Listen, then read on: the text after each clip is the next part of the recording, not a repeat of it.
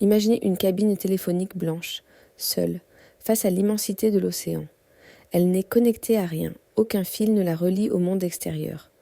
Pourtant, des milliers de personnes viennent ici chaque année pour passer l'appel le plus important de leur vie. Bienvenue au Kaseno Denwa, le téléphone du vent. Situé dans le nord-est du Japon, cette cabine a été installée par un homme, Hitaru Sasaki, pour l'aider à surmonter la perte de son cousin. Il voulait un moyen de lui parler, de laisser ses mots s'envoler avec le vent. Après le terrible tsunami de 2011 qui a dévasté la région, il a ouvert sa cabine à tous ceux qui avaient perdu un être cher.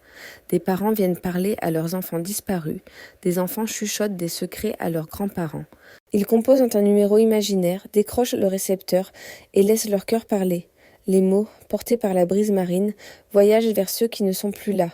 C'est une conversation à sens unique, mais le soulagement, lui, est bien réel. Ce qui se passe ici est fascinant d'un point de vue anthropologique. Face à une perte immense, l'être humain a besoin de rituels pour structurer son deuil.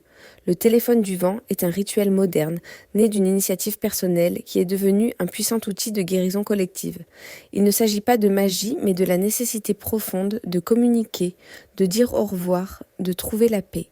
Cet objet, technologiquement inutile, crée une connexion spirituelle essentielle.